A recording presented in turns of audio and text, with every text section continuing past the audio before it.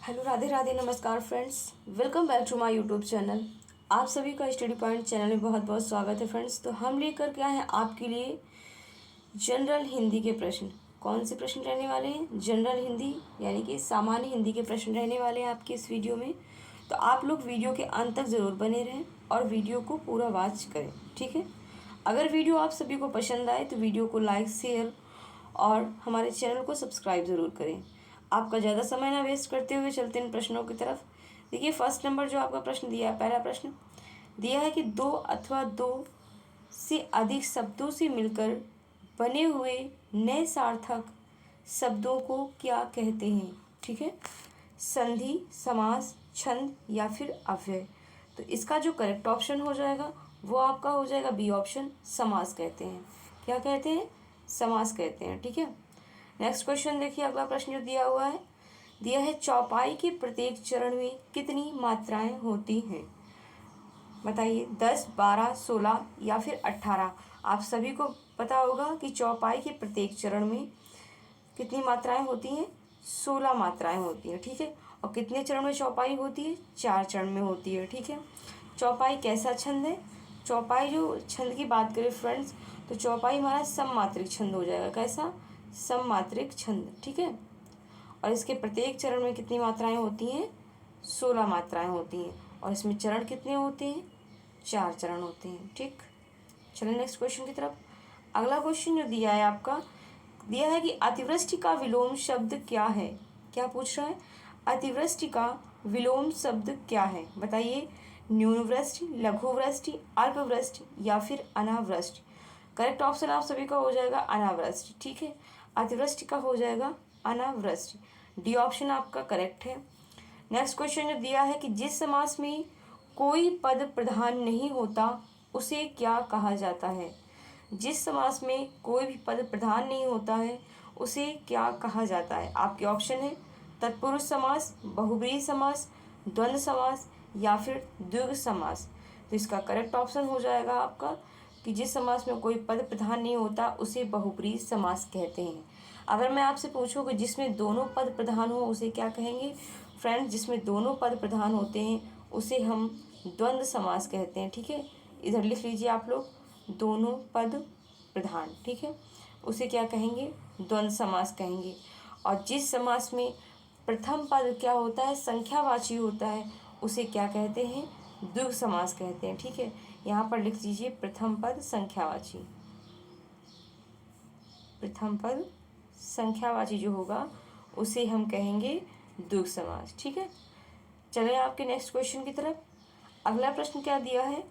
अगला प्रश्न दिया है फ्रेंड्स कि हिंदी वर्णमाला में कितने संयुक्त व्यंजन वर्ण हैं? बताइए, हिंदी वर्णमाला में कितने संयुक्त व्यंजन वर्ण हैं? 3, 4, 5 या फिर 2। तो आपका करेक्ट ऑप्शन हो जाएगा 4, ठीक है। मतलब ऑप्शन नंबर बी, 4 होते हैं। नेक्स्ट क्वेश्चन देखिए, अगला प्रश्न दिया है कि लिंग की दृष्टि से सरसों कैसा शब्द है? पुल्लिंग, स्त्रीलिंग, उभयलिंग या फिर इनमें से कोई नहीं। फ्रेंड्स, का वाक्य बनाइए सरसों से, तब समझ में आएगा कि कैसे लिंग है। सरसों पीली है, ठीक है, ना कि पीला है, ठीक है। तो कौन सा लिंग आएगा? स्त्रीलिंग आएगा, ठीक है। आपका बी ऑप्शन करेक्ट हो जाएगा। नेक्स्ट क्वेश्चन देखिए, अगला प्रश्न दिया है कि निम्न में से संख्यावाचक विशेषण है।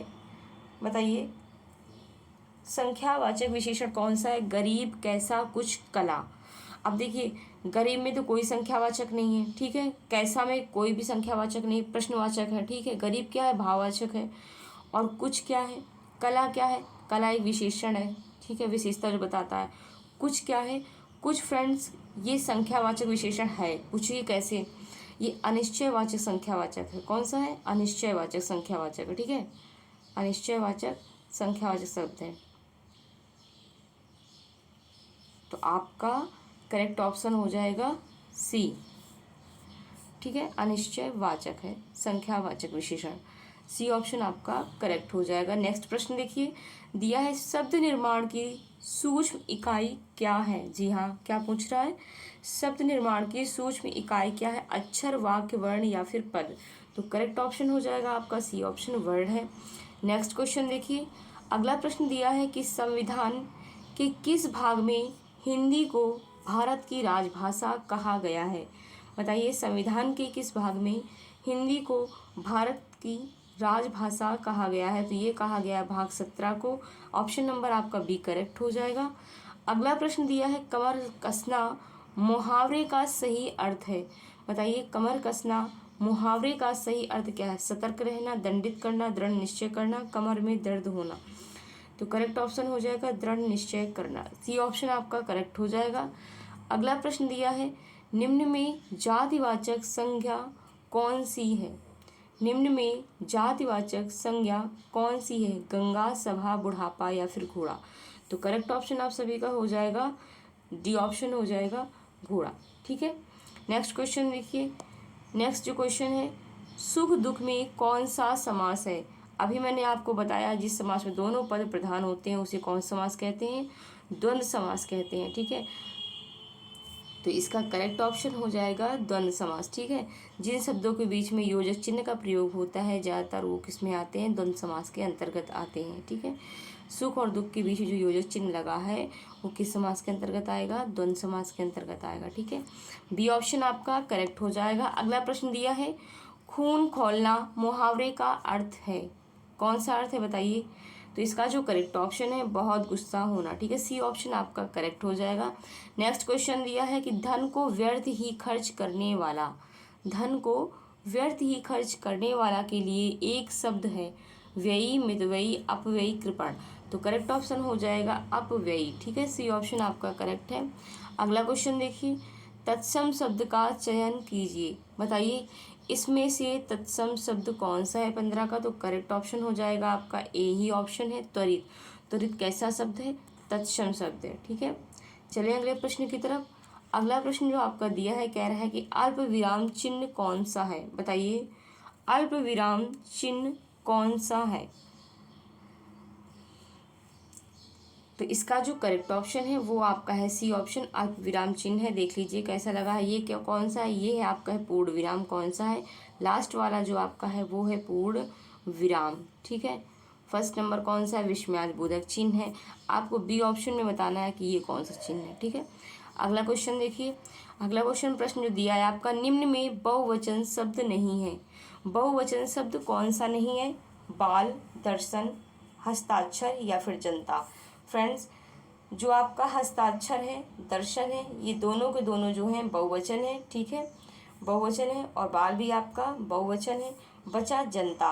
जनता जो आपका है ये एक वचन के अंतर्गत आएगा। ठीक है, एक वचन के अंतर्गत आएगी। जनता जो है बहुवचन नहीं है, एक वचन है। ठीक है, डी ऑप्शन आपका करेक्ट हो जाएगा। अगला प्रश्न देखिए। अगला प्रश्न दिया हुआ है कि उन्मूलन का विलोम शब्द है। उन्मूलन का विलोम शब्द कौन सा हो जाएगा? आमूलन, निमीलन, समूलन या फिर रोपण। तो करेक्ट ऑप्शन हो जाएगा इसका रोपण। क्या हो जाएगा? रोपण हो जाएगा। डी ऑप्शन आपका सही है। अगला प्रश्न दिया है, स्वेद से उत्पन्न होने वाला, स्वेद से उत्पन्न होने वाला के लिए एक शब्द है। कौन सा एक शब्द है जो स्वेद से उत्पन्न होता है?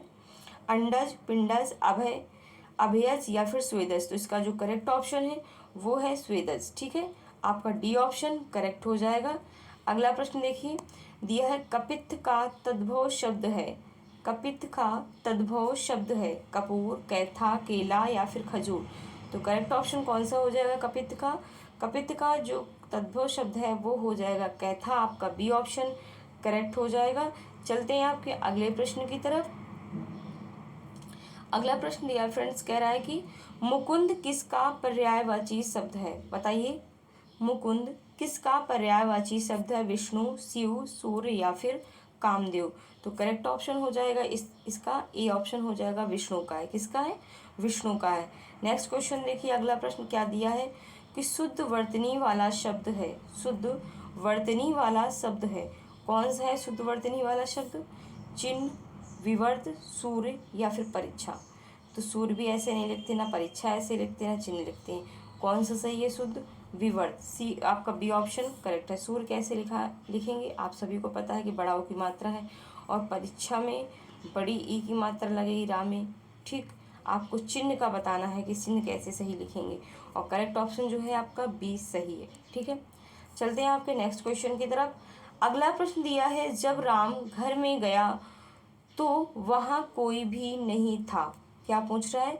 जब राम घर में गया तो वहाँ कोई भी नहीं था। ठीक है, कोई भी नहीं था। वाक्य में कौन सा कारक है? कर्म कारक है, कर्ता कारक है, अधिकरण कारक है या फिर संप्रदान कारक?